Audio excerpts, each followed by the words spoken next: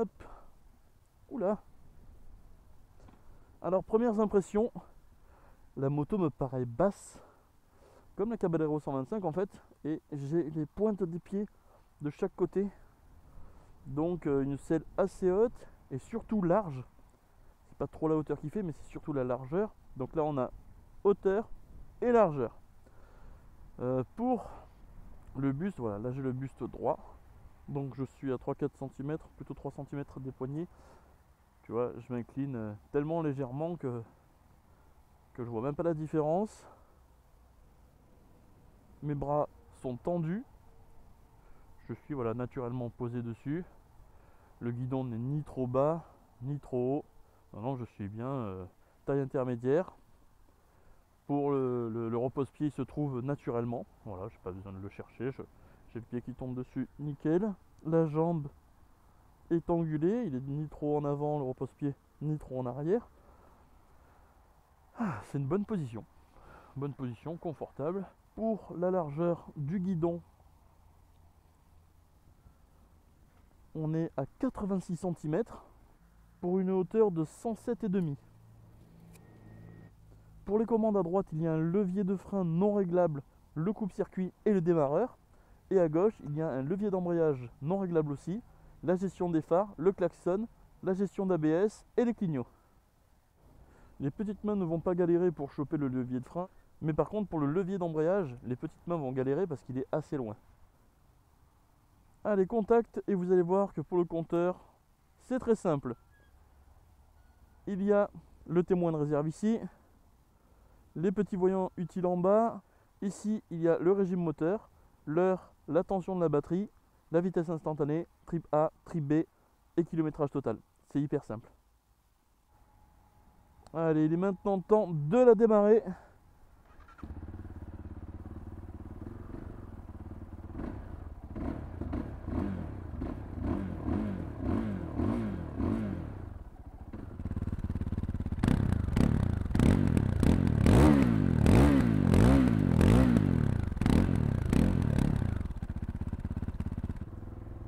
Allez, premier tour de roue. Donc le guidon apparemment braque pas mal.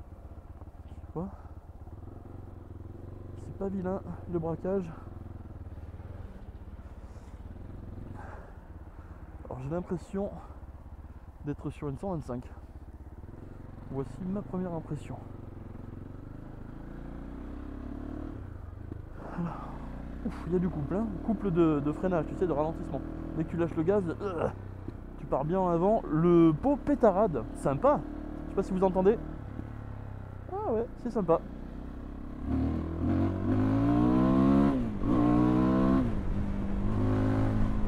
Ah ouais. Le moteur a des choses à... Ouh là là. Comme ça pétarade. Ah, c'est sympathique, ouais. Le son est très sympa. J'ai l'impression en sonorité d'être sur un 700, un Husqvarna 701, mais après ils font un peu tous les mêmes bruits.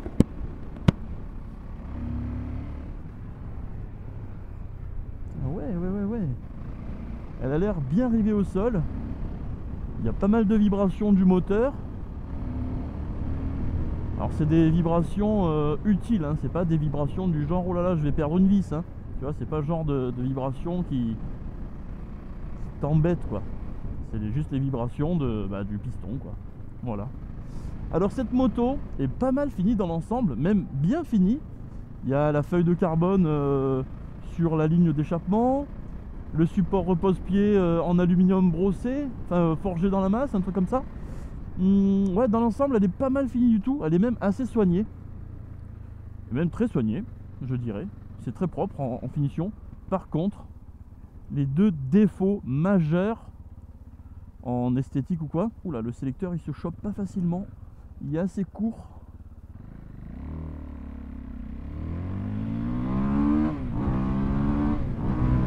Oh. C'est pas mal, en Niac c'est pas mal.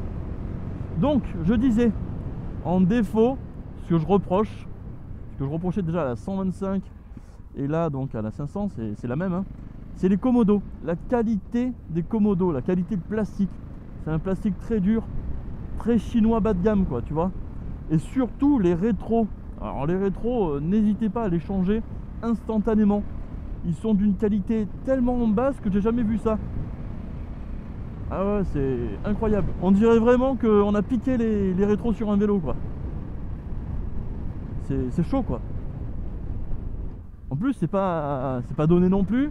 Bon, c'est pas du vol, hein. Elle s'aligne, je trouve qu'elle s'aligne à la concurrence sans m'étaler sur les modèles ou quoi. Je trouve qu'elle est dans les prix, donc ça c'est intéressant. Avoir un mono 500 cm3 neuf avec un style Crumbler qui est très sympa, t'en trouves pas à l'heure actuelle, t'as personne qui fait ça, ils sont tous en bicylindre, on est d'accord. Donc pour quelqu'un qui veut des petites sensations moteur sympathiques, et ben celle-là est, on va dire, largement dans les clous quoi. Je reprochais à la 125 d'être un peu chère, mais là, celle-là, je trouve qu'elle s'aligne à la concurrence. Alors, oh là là, ouais, c'est maniable. Hein. Oh, les suspensions, c'est très confortable.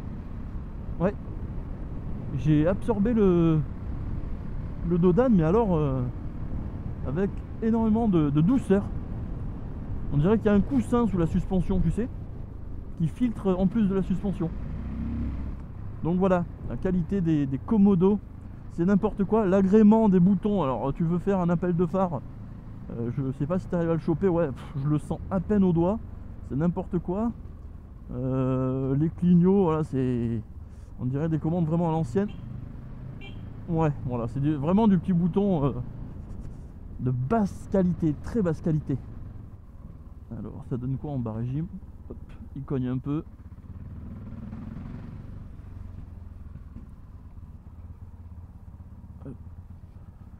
Le freinage est sympa, progressif. Et il a l'air d'avoir du mordant. Attention, je vais faire un gros freinage. Ouais.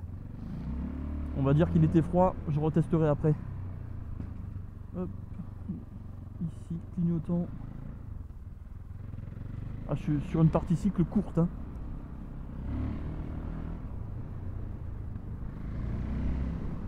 Il y a une bonne sonorité. C'est pas trop bruyant. Il y a du caractère dans la sonorité. Il faut faire gaffe, elle se couche toute seule. Alors les pneus sont avec des gros carrés, et je sens pas. Je sens pas les carrés, tu sais, comme si j'étais sur un quad. En grippe, ça a l'air pas mal. Je la sens pas se dérober ou quoi. Attention, Dodan. Bon, là il y avait un peu de fermeté. Mais bon, c'est vrai que passer un Dodan sur la selle, bon. Attention. Moi, il y a un peu de fermeté quand même.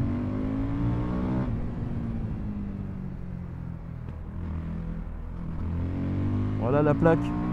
C'était confort. Sur certains Dodan, ça va être moins confortable, ça va dépendre du profil de Dodan.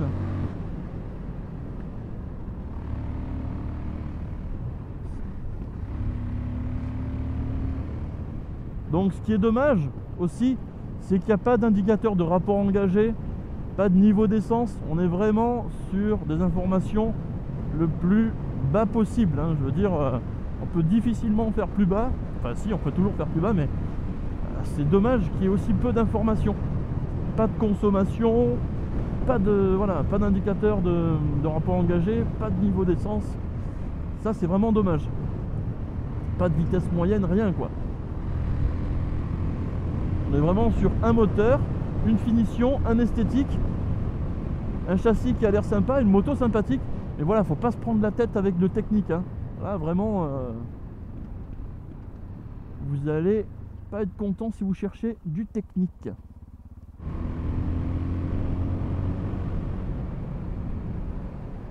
Alors son moteur fait 43 chevaux si je me trompe pas. Et il procure des sensations très sympathiques. Il m'a bloqué la roue là en entrée de virage. Ah, c'est normal, c'est coupleux. Hein. C'est assez coupleux. Elle se place facilement. Elle est très très stable. Hein. Très très stable.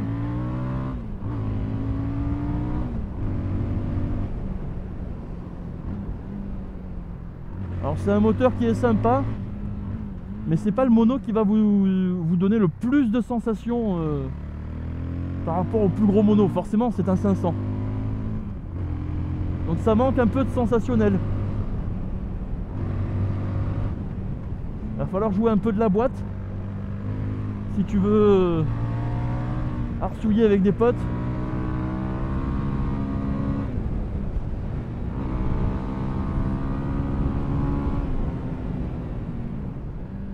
Le sélecteur, je le rate une fois sur deux.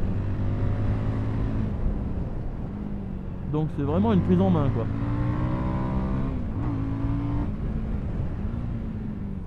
Elle me fait une bonne petite virgule, mais elle revient bien dans l'axe. Tu sais, quand je tombe à rapport, elle me fait juste un toute petite virgule. Donc la petite virgule, c'est hop là. Pour ceux qui ne savent pas, c'est juste le blocage de la roue arrière. C'est le temps de récupérer la vitesse de la roue. Elle nous fait un petit blocage, quoi.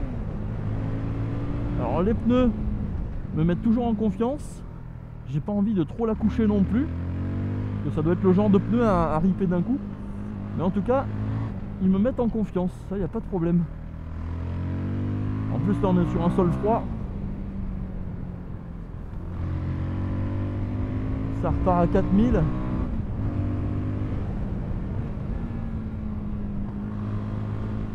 Dans l'ensemble c'est sympathique, hein. Après c'est un scrambler, hein, c'est pas un supermote, hein. Donc c'est pas fait non plus pour faire le con à la base. Mais pour ceux qui veulent, ils peuvent.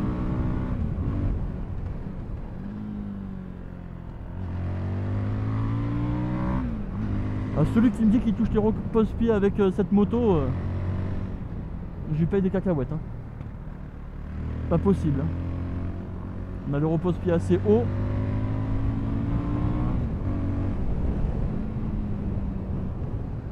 Bon, admettons, je suis un baladeur, je ne veux pas toucher la boîte toutes les 2 secondes. Comment ça se passe? Oh là là, le pétarade, j'adore. Alors là, je suis en quoi? Là, je suis en 6. Donc en 6, ça va pas le faire. Allez, je suis en 5 et je veux pas bouger de ma 5. Comment ça se passe? Je me balade, tranquillou, je regarde les petits oiseaux. Sauf que dans les virages, il passera pas comme ça. C'était à 2 doigts, hein.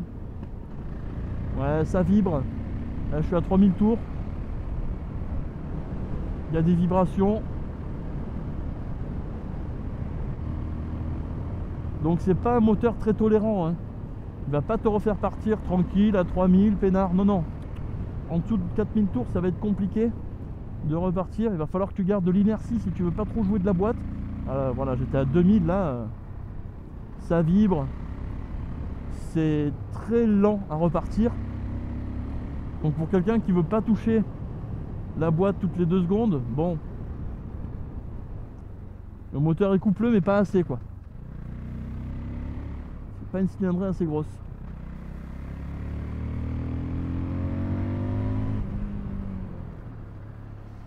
C'est un moteur qui va être hargneux à partir de 5-6 000, quoi. Ouais, à partir de 5000, il commence à repartir doucement. Et à 6000, là, il s'excite. Le frein arrière est vraiment efficace. L'ABS intervient avec, avec douceur et propreté. Le frein avant, je trouve qu'il est assez suffisant. Je vais faire un gros freinage pour voir ce que ça donne.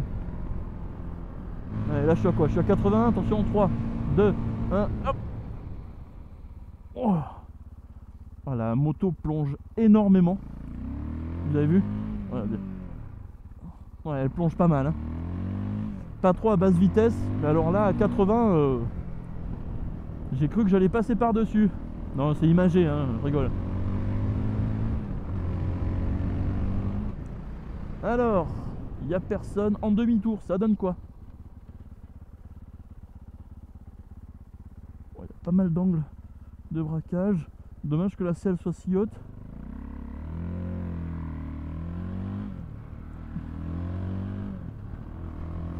Mais ouais, elle a tourné facilement. Elle se maîtrise bien, hein. Je sais pas combien elle pèse là, mais au ressenti c'est pas lourd en tout cas. J'ai l'impression d'être sur une moto de 150 kg.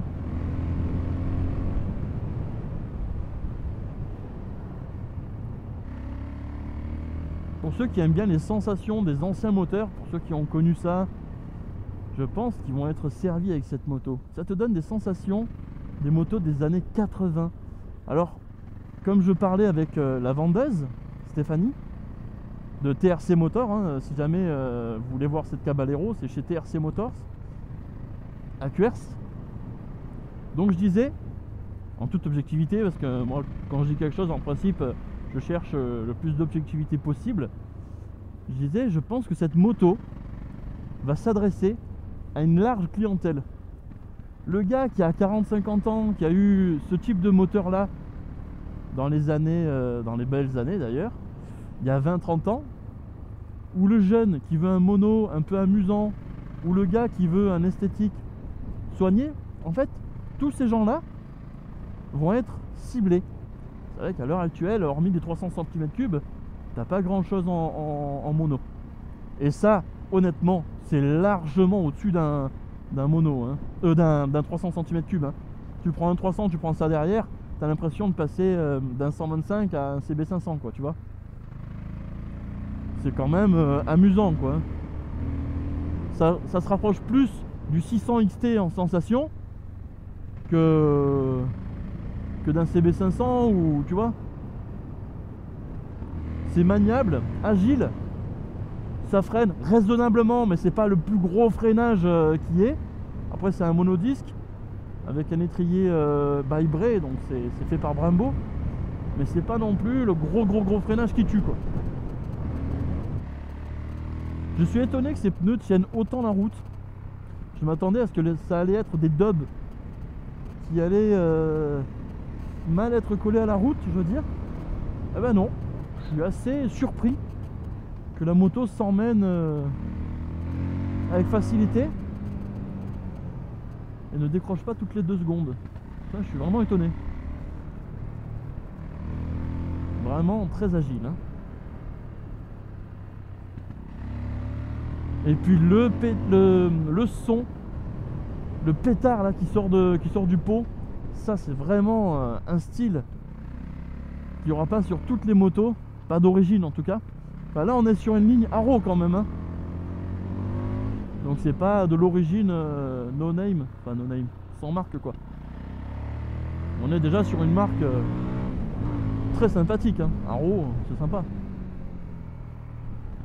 Il y a des graviers sur la route, je crains même pas de passer dessus. Parce qu'avec ces pneus là, où je me répète, hein, je les sens pas, je sens pas l'effet quad, tu sais, le tremblement quoi. Les pneus roulent étonnamment bien. Là si j'avais pas vu la tronche des pneus, je dirais que c'est des pneus classiques. La rainure standard.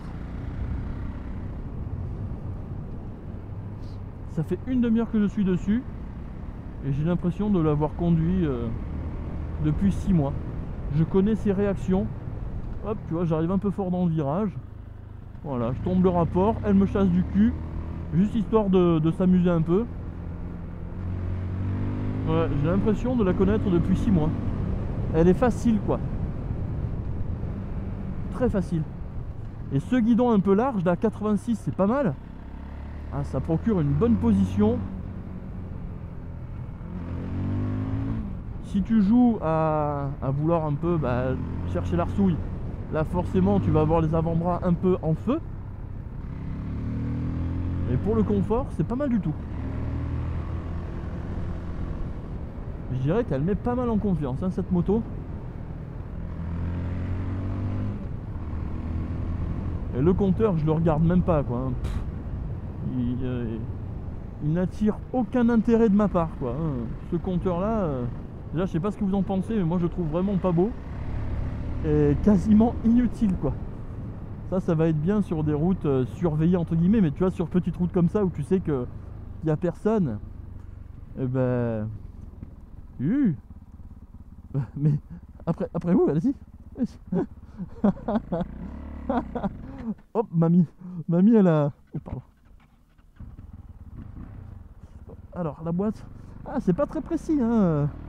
Quand on cherche son rapport, attends. Je m'arrête en 3. Hop, je m'arrête.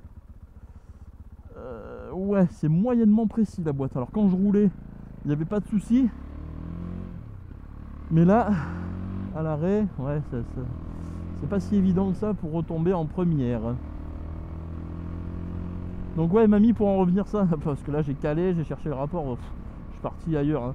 Et vous le remarquerez, hein, dans mes essais parfois je pars dans plusieurs sens, c'est normal. C'est en fonction de ce que je ressens sur l'instant, je vais avoir des façons de parler et des sujets différents. Mais ouais, mamie qui est là-bas, elle m'a même pas vu. Et vous savez pourquoi je l'ai vu? Alors c'est pour ça qu'il faut toujours regarder les voitures. C'est parce que j'ai vu que son visage était en plein dans le montant. Donc forcément, quand j'ai vu sa vitesse plus le visage dans le montant, je dis allez, c'est bon. Toi, je vais pas forcer parce que je vais être perdant. Donc voilà, c'est pour ça. Ça, c'était le petit conseil du jour. Regardez le regard, les roues, la vitesse des gens, tout ça. Regardez tout. Il faut être une cible, quoi. Quand tu es un motard, il faut vraiment se dire ok, je suis la cible de tout le monde, donc je vais rouler pour me mettre en sécurité. Et c'est pour ça que depuis 8 ans, je n'ai pas d'accident, je n'ai pas eu d'accrochage ou de renversement ou quoi. Et je touche du fer. Ouais, parce que, bon, 8 ans, je croise les doigts pour qu'il n'y ait pas d'accident. Donc, ces suspensions-là, j'ai vraiment du mal à définir si c'est rigide, si c'est ferme, je veux dire, ou confortable. Ça va être confortable sur certaines choses. Et là, depuis 5 minutes, là c'est ferme. Je dirais que c'est mitigé. Vraiment, les suspensions pour quelqu'un qui veut de la souplesse, non, c'est pas confortable. Pour un petit jeune qui va avoir la santé, tout ça, qui va pas le sentir forcément, oui. Pour un petit jeune, c'est pour un 18, 20, 25, 30 ans, jusqu'à 40 même qui ont la santé, pas de problème, il y aura du confort. Mais pour quelqu'un qui va être sensible au confort, donc douleur au dos, tout ça, ça va pas être confortable, ça va manquer. Ouais, ça va manquer. Ce qu'il y a de bien avec cette moto, c'est que tu vas pas la croiser toutes les 5 minutes.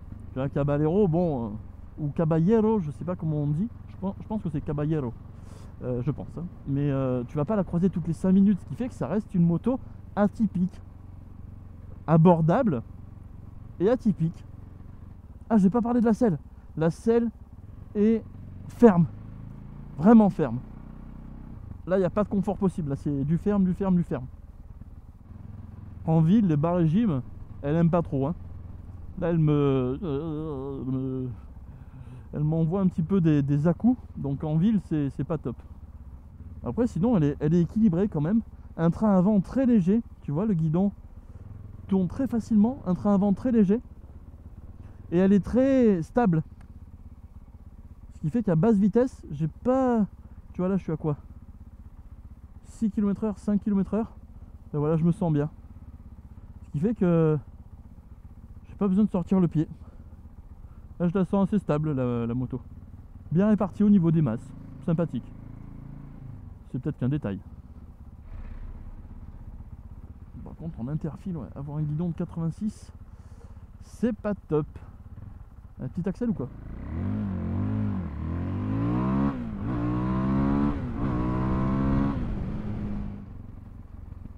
Non, il y a assez de... Il y a un tempérament, Ce moteur est sympathique. Comme je te dis, tu vas pas rivaliser avec un 690. Loin de là même. Mais tu as des petites sensations sympathiques. Et après, c'est moins tape-cul qu'un 690 aussi. Hein. C'est moins clac clac clac, tu vois. C'est moins brutasse quoi. Ah, j'ai pas fait d'accélération. Je vais vous en faire une ici. Un petit 0... J'allais dire un petit 0 180. Non, non. Un petit 0,80. Allez. 3, 2, 1.